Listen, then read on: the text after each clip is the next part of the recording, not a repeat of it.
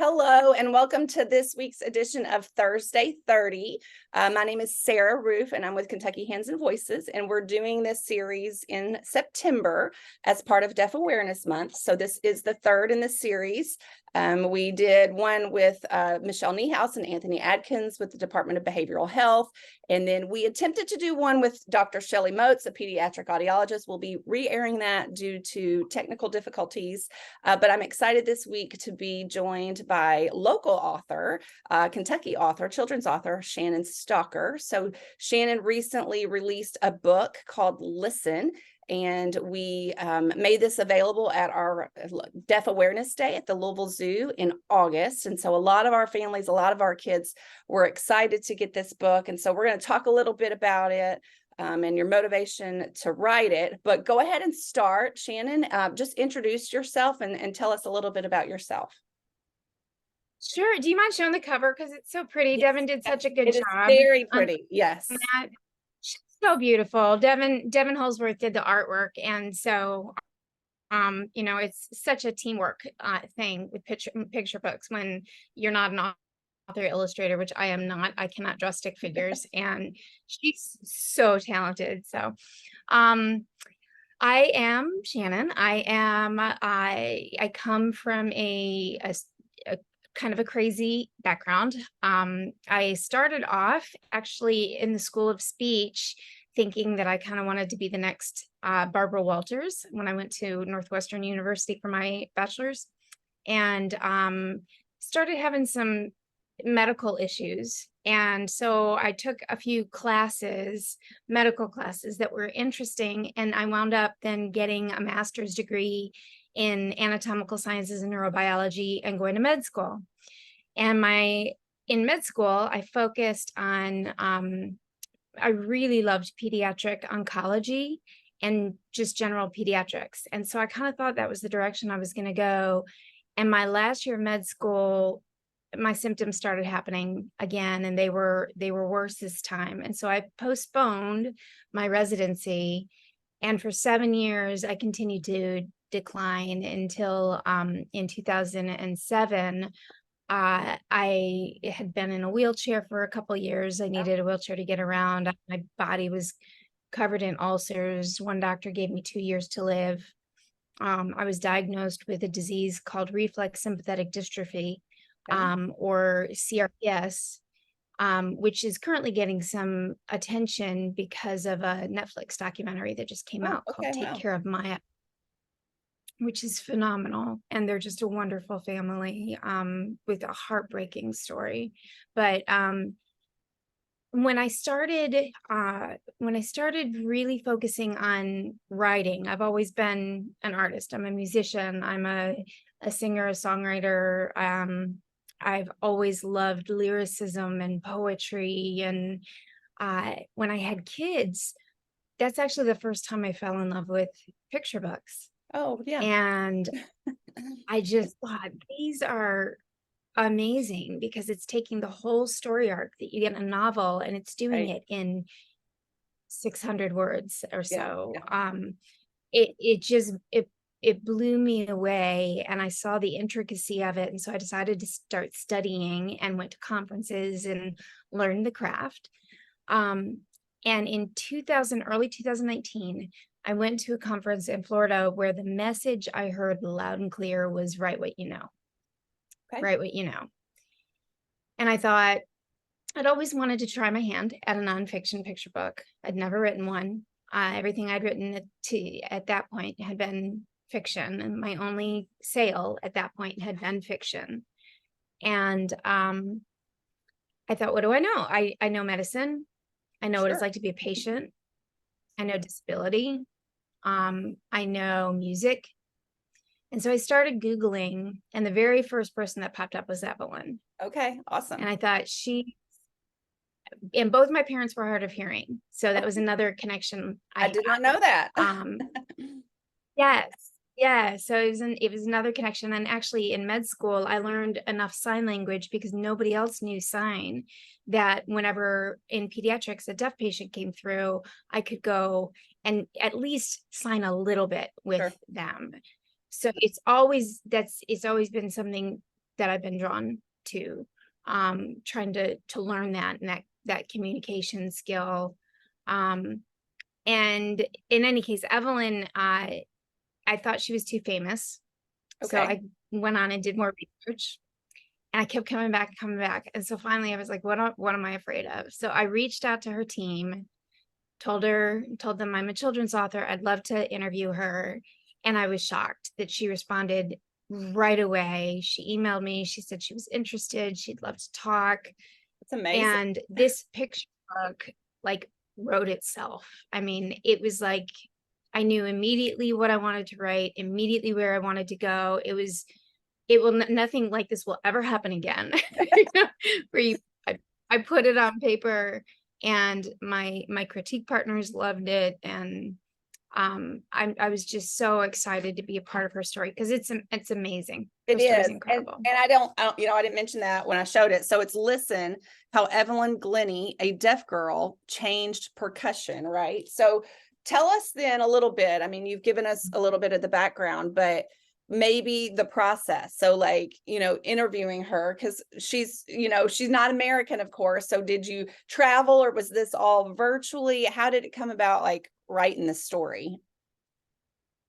So I started off when I was trying to figure out who I wanted to write about. I started off reading everything that I could. I read every interview. I watched every interview, every news clip. I listened to her music, her documentaries. I got my hands on everything that I could to prepare ahead of time. And so I had an idea of the moment. Nonfiction picture books that strike me the most start in childhood, because a kid wants to be able to see themselves in a book. Relate to the character. And exactly. And so what was the moment when she was a child that was defining for her? And I knew immediately what that moment was that I wanted to focus on. And it was such a beautiful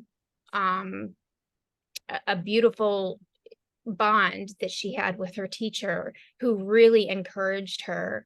And I just thought, if every kid could have access to this story, or a teacher like that, or a parent like that, or an advocate like that, what an incredible world this would be. Yeah. And so I ended up Skyping with her a couple of times because she was far. And then my family was actually flown to England this past April by an associate of my husband's, who's just wonderful, who my daughter has brain cancer. Okay. And so this was kind of I guess he was thrilled for us that we got through chemo, that first, this chemo experience. And so he flew us in, and we made plans, but the train ride ended up being like a 4-hour train ride each way. And it just didn't make sense for my kids. And so we want to go back, and I definitely want to meet her, and her team. They're all just incredible, but we email all the time still, and chat, and we have other things in the works that will hopefully come to fruition. And for people who aren't familiar, with the story, and we are going to give away, so for everybody who comments or asks a question on the video, we're going to give away a copy of the book. So, but give a brief synopsis, because there's probably people that aren't familiar with the story or haven't read the book yet, but we want to make it available. So just give a brief synopsis of the book, a little bit about it. So very briefly, Evelyn Glennie is the first person to ever make a full-time career out of being a solo percussionist. She has won 2 Grammy Awards, amongst many other awards. She's been knighted. She was knighted by the Queen of England, and she is completely deaf. She went deaf as a preteen, so she's deaf lowercase d. And so her experience is a little bit different, I think, because of that. But it's important to understand her background because of that. But all the same, she feels she listens by feeling vibrations through her feet. So she plays barefoot so that she can feel vibrations, and she tunes her instruments based on how far up her body she can Wow. feel the vibrations. That's how she knows when an instrument is in tune. It's unbelievable, Definitely unbelievable. And unbelievable. she's Yeah. so talented. Yeah. Well, Yeah. and it's funny you So say that it's that. the story of how that happened, how Yeah. she Well, came. yeah, it's funny you say that because I think a lot of parents who have deaf children can relate. I remember, so my son's 10 now, but when he was little and my bedroom would be downstairs and his was upstairs. And so, it's sometimes as a mom, you like the quiet of the morning, like you're the first one up and you can just kind of have a few moments. And I don't know what it was. As soon as my feet would hit the floor, I think the vibration somehow, even though he was upstairs, would wake him because it happened so many times. And he'll even say now, at 10 years old, something he just said it the other day, and he said, if he takes off his hearing devices, he said, well, I don't hear it, but I can feel it. And so, that kind of just speaks to her story. I mean, that's amazing that depending on how far up, He's she feels hearing it. it his own way. Yeah, Yeah, yeah, he's hearing yeah. it. He's just hearing it. He's listening. Like she said, it's almost like her whole body is one It's amazing. giant ear. Yeah, yeah, yeah. That is it. Well, and it just goes to show that they can do anything. So talk a little bit about that, because that's really a big theme of the story. And you even mention it as your part, given your background and your history of being told you can't do this, or you're not going to live 2 years, you can't do this, no, no, no. And of course that was part of Evelyn's theme as well. So talk about that a little bit. Oh, it's so important. It's so important because people, particularly when you go see a doctor, people will hear something from one person and they think that's it. And it's funny because you'll go shopping for a dress at 15 different stores until you find the one that you like. But you might go to a doctor and feel like you aren't heard, and yet their word is the end all be all. And perhaps they are right.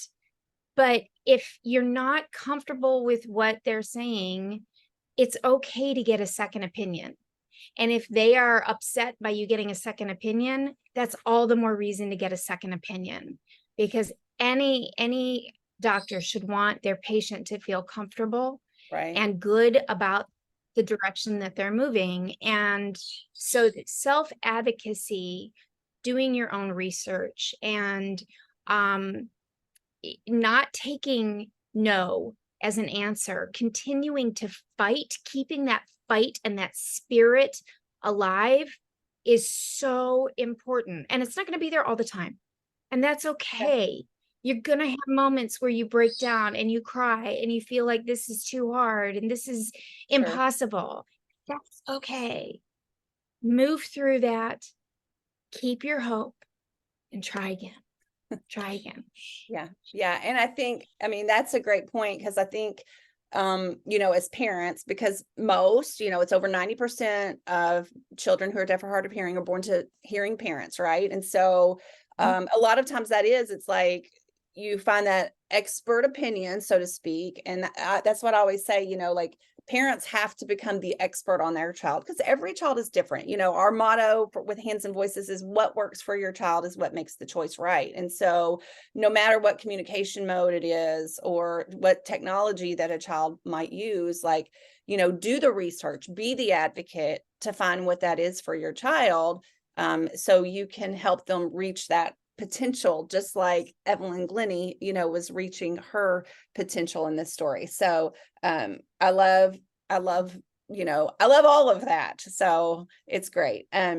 What would you maybe tell kids? It's hard. I think that's the only thing I want to add to that before we move on. It's that side of it is hard too. It's hard as a child Sure. to keep getting up when you keep falling down.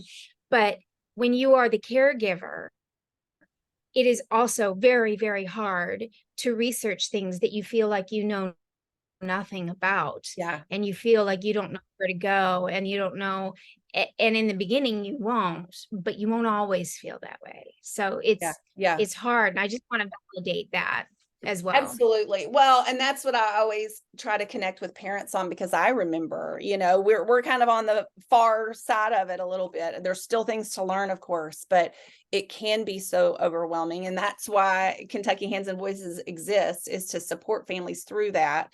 And give them inspirational stories. So that's one thing we had at our zoo day, is we had some of our deaf adults there as well. So we want to give them examples like Evelyn Glennie, or like, the deaf adults that they can see at our events in our community, to show that really the sky is the limit. So, they can do all kinds of things. I know I shared a video with you that we did at the zoo, and it was one of our deaf adults who was reading your story to the children who were there. And she got very teary because, and I don't know if this was in the video that I shared with you, but she loves music and she loves to sing. And she always grew up thinking, because I'm deaf, I can't be a singer. Like, there aren't deaf singers, right? And so, similar to Evan Glennie's story, like, how on earth could you be a percussionist? But that's kind of what we want to do, is show kids that there are so many options. You don't have to limit yourself because that you can't hear like a lot of people hear, right? It's just like you kind of show in the story there. She still hears, she just hears differently than most people do. So yeah, I love that. But Exactly. And maybe everybody won't go on to win a Grammy or to be right. knighted by the Queen. But if you want to sing and you feel like you're feeling a vibration, and you're feeling like your voice is where it's supposed to be, and you enjoy it and it makes you happy, Yeah. do it. Do what makes you happy. Yeah. Don't let anybody tell you you can't. Do it. Well, and I'm going to flip through just a little bit, because it's like you said, the pictures, I mean, they're just beautiful. It's all beautiful. I love some, like, it has some of the words in there to make the story, the sounds, kind of come. But I'm going to read, of course, like the last page, but I want you to talk about like what other messages you might have for kiddos. But, it says Evelyn Glennie became the first full-time solo percussionist in the world. She owns nearly 3,000 instruments. Oh my goodness. All of which sing in her hands. Throughout her life, many people told her, no, you can't. But Evelyn always knew she could, and you can too, if you only listen. So use maybe that to, what message would you give, whether it's our kids, who are deaf or hard of hearing, the parents who are raising them, what message would you give to them? Oh, I think it may come across as being a little redundant perhaps, but if you find something that brings you joy, if whether it is a particular subject and you think you want to be a vet when you grow up, or an architect when you grow up, or whether it's music, or whether it's something else in some kind of video production, whatever it is, and somebody says, well, you can't do this, this isn't available to the deaf community, or nobody's ever done this before, prove people wrong. Yeah. Prove people wrong, because that's where every first has to be the first person who does it. Nobody did it before them. So if it brings you joy, do it. Find a way. And if you fail the first time, that does not matter. We all fail the first time at everything that we try. That's why we practice. That's why teams get together and practice before they have games, and even professional teams practice all the time. That's what it is. It's just a lot of practice. But happiness for me is everything. I was told I wouldn't walk again. I was told I would never have children. I was told a lot of things by doctors that weren't accurate. And now,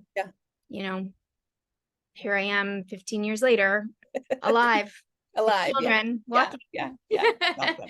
All right. So, So and I where? still have I still have my disease too. Okay. So Sure. just to be clear, that's not gone. It's just something that, and I had to leave the country I actually went Okay. through an experimental treatment and was put into a coma, Wow. Okay. to reboot my brain. And yeah, so I went through the same treatment that Maya did with the Okay. same doctors and the same team. Okay. Yeah. But you just find your happy place, Yeah. and go there. Well, so where can people find the book, right? So I know there's some local places in Kentucky, Amazon, but where, if they don't have a copy yet, where can they get the book? So Carmichael's is our local place. Carmichael's bookstore. You can go online, and if you want a signed copy, they will have a notes section, and you can say dedicate to and give a name, and I will go to Carmichael's and I will dedicate that book and bring bookmarks and bring stickers or whatever it is that I can bring to put inside the book and send it your way. So that's a way to get a signed copy. And if not from Carmichael's, you can ask any local independent bookstore. I like to support the indies where I can. And if not, again, it's available on any website. You can get it on Barnes and Noble, you can get it on Amazon, you can get it on Target, wherever books are sold. Awesome. Well, and then of course, when I lift it up, there's this little blue emblem on it. So it's not just a children's book, it's an award-winning children's book. So talk about the award. Oh my gosh, it was such a huge honor and such a shock. When we got the call, I literally screamed and burst into tears. So the book won the ALA Schneider Family Award, which is for any book that is amplifying the voices within the disability community, which is obviously my passion. And we got to go in June to Chicago to the ALA conference to receive the award. And I met Devin, who lives overseas. She lives in Germany. So I got to meet the illustrator, who is now just a dear, dear friend. I met my editor, who is amazing, from Penguin Random House. She's just such a sweetheart, and she did such a good job with this. It's actually the first time I met my agent in person. I know, which is incredible because she's repped me for years. And I met a bunch of people from the agency, which Stamola Literary, which I just love. Obviously, I've been with them for ages. So I got to meet Allison Remchek as my agent. So it was just the most incredible experience. We met Lemony Snicket. I mean, it was so fun. I saw Judy Bloom. I didn't get to meet her, but Idina Menzel and her sister Kara, who just wrote a picture book. It was pretty fantastic. And if I'm not mistaken, or correct me if I'm wrong, you already have another book out. Is that right? I do. It just came out, and it's called Warrior: A Patient's Courageous Quest. Awesome. And I wrote that one for my daughter and for the cancer community, but it is not just for kids with cancer. Sure. It is it's just, I just got chills thinking about it, and I very rarely can talk about this book without crying. But it is an allegory. So a girl with her magic staff and her companion dog that's next to her, that goes through all of these difficult trials, because, as legend has it, anyone who gets to the top of the mountain and reaches the bell gets to rid their kingdom of beasts. So it's full of symbolism. Sure. And in the end, you see her in her real life setting as a patient. And I won't give away the ending, but I will say that and I hate the word message, but it's a message. The message, loud and clear, that I want kids to hear is that when you are fighting a battle, you are a warrior. End of story. You don't have to ring that bell. Sure. To be a fighter, to be a warrior.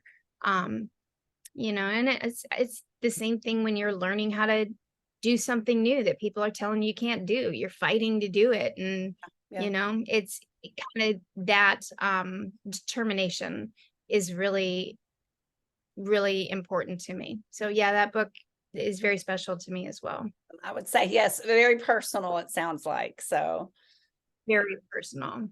yeah. Yeah. I All should right. have brought books with me so I could show a cover. So I could show a cover of it, but I was not that smart. That's all I'm right. in my I've got my one copy here too. So like I said, if when you're watching this, we're recording this, it's not live, of course, but we will monitor the comments once it plays. And so I encourage people to make comments, ask questions. We'll be able to get in touch with Shannon to get those questions answered. But we're gonna like I said, we're gonna give away a copy of the book. So make sure you put some questions or comments there. Any final words that you want to share with our community of families of children who are deaf or hard of hearing? just if like you said, if you have questions, or if you are from a school and you want to reach out to me and see if I can come, you can reach me through my website, Shannon Stocker, it's my name.com. So you can email me there. I'm on the platform formerly known as Twitter. I'm on Instagram. I'm on all of my social medias at Shannon Stocker _ at the very end. Okay. And I try to respond to everybody. If you get the book, write to me. I will send you a book dedication label for free. So even if you don't get a signed copy from Carmichael's, I can give you a signed copy by just giving you a sticker Awesome. that you put on the inside with your name. So just write to me and I'll send you that stuff with a note. And thanks for the support. Thanks for supporting local authors, and Well, can thank do you. it. Thank you for taking the time. And of course, for saying yes when I just randomly reached out to you and was like, hey, I have an idea. We'd love to make this available to our families. So thank you for responding to that and being excited and passionate about it. So we Thank you for appreciate reaching your out. Thank you. yeah. Yeah. And just for taking this story and, making it come to life and into pictures. So we appreciate that. But thank you so much. Well, I'm grateful to you. Thank you for making the book available to the kids and for helping to spread this message of hope. I'm grateful.